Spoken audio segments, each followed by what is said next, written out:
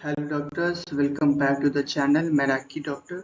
तो आज हम लोग बात करने वाले हैं यूपी आयुष काउंसलिंग और उसके प्रोसेस के बारे में जानेंगे स्टेप बाय स्टेप। तो मैं हूं आपका गाइड मैराकी डॉक्टर। तो चलिए मेरे साथ स्टार्ट करते हैं, यूपी आयुष काउंसलिंग के बारे में जानते हैं। तो पहला बात आते हैं इंट्रोडक्शन पार्ट में। तो इंट्रोडक्शन पार्ट का मतलब होता है कि यूपी आयुष काउंसलिंग क्यों होता है। तो यूपी आयुष काउंसलिंग इसीलिए होता है क्योंकि बच्चे एडमिशन ले सके आयुष कोर्सेज में, लाइक BAMS, BHMS, BOMS। ठीक है। तो नेक्स्ट पार्ट हम लोग आते हैं एलिजिबिलिटी क्राइटेरिया। तो इसमें आपका नीट 2024 क्वालिफाई होना चाहिए with a minimum percentile according to their category.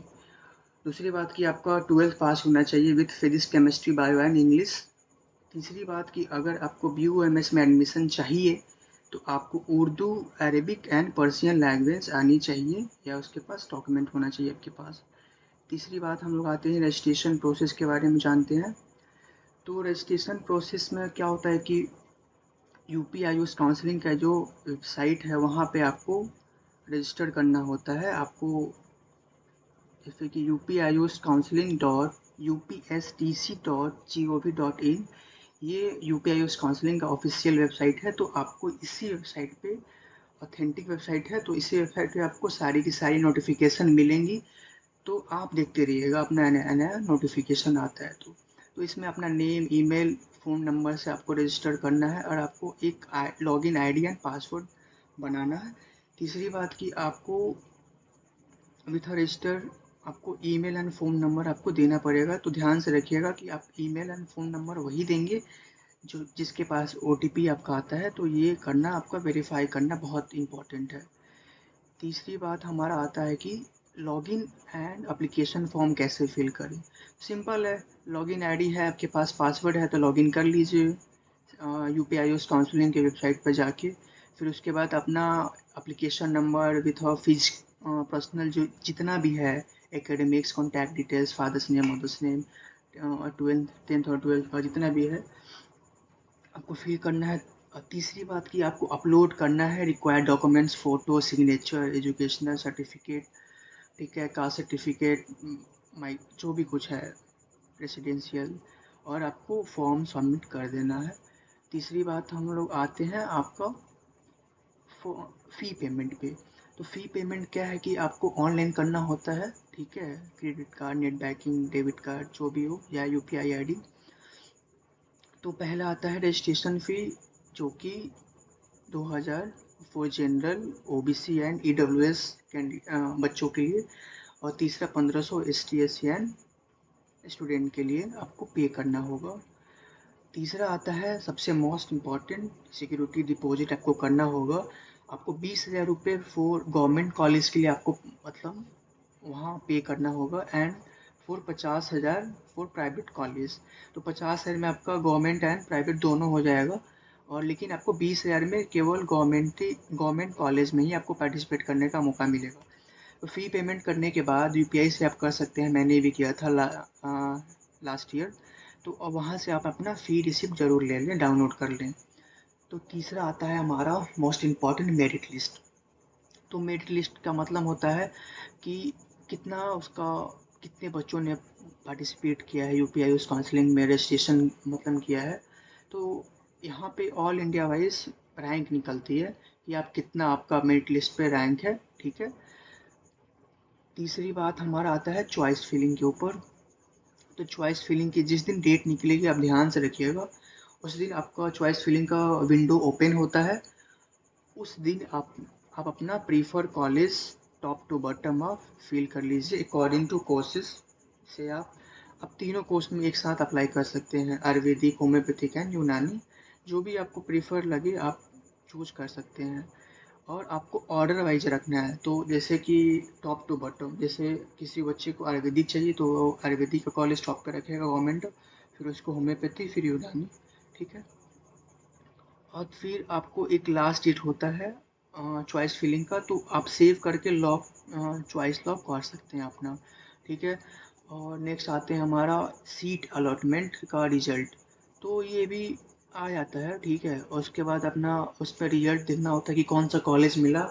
फिर उसके बाद अपना ऑफिशियल वेबसाइट पर जाके अपना अलॉटमेंट लेटर डाउनलोड कर सकते हैं, ठीक है।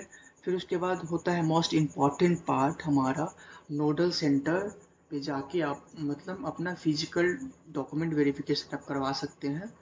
तो नोडल सेंटर हमारा यूपी आयुष काउंसलिंग का होता है लखनऊ में, ठीक है, जो कि एक होम्योपैथी कॉलेज है, वहाँ पे होता है राजकीय national homeopathy medical college and hospital Lucknow, यहाँ पे होता है यूपी आयुष काउंसलिंग का वेरिफिकेशन। नोडल सेंटर यही है। तो आप अपने जितने भी हैं डॉक्यूमेंट्स लेके जाने हैं विथ ओरिजिनल लेके जाना है, और साथ में अपना फ़ोटो कॉपी ले जा सकते हैं, और साथ में फ़ोटो कॉपी भी, फ़ोटोग्राफ भी लेके जा सकते हैं अपना, ठीक है, जो भी आपका अपने नीट के रजिस्ट्रेशन में दिया था, ठीक है, आपकी फ़ोटो भी लगेगी।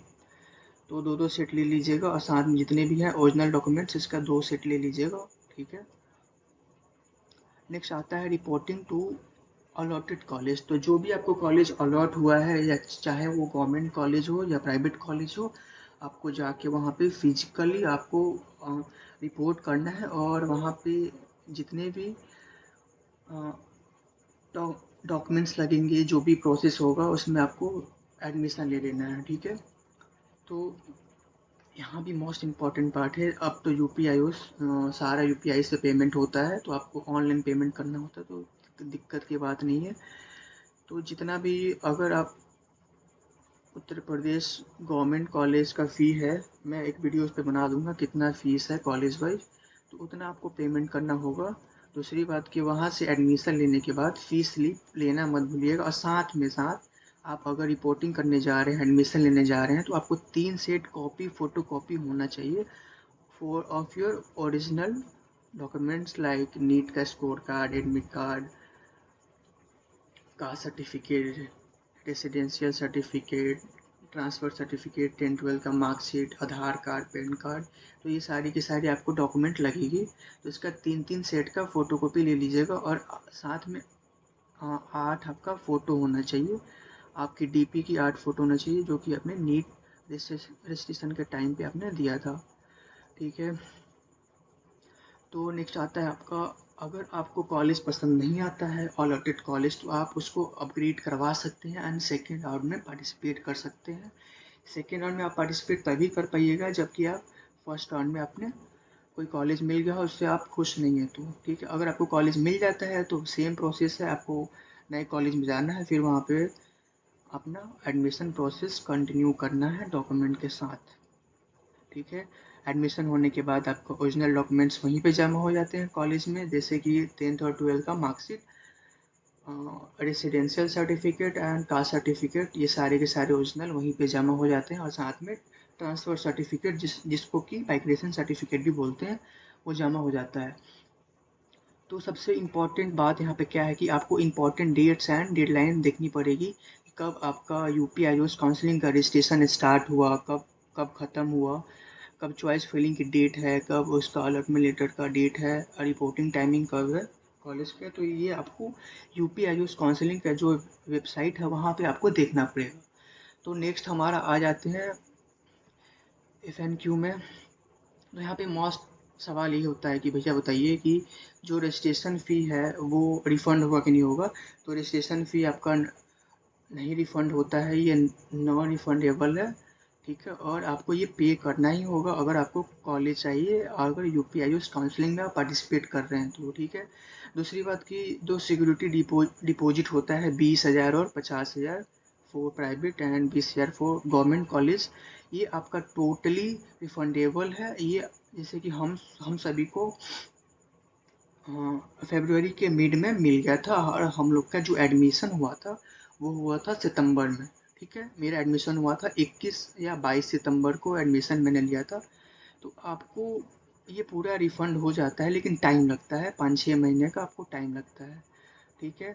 तो सबसे इम्पोर्टेंट बात क्या है कि आप यूपीआई उस काउंसलिंग का जो भी वेबसाइट है उस पर आपको ध्यान देना पड़ेगा, आपको बट उस पर आपको देखना पड़ेगा।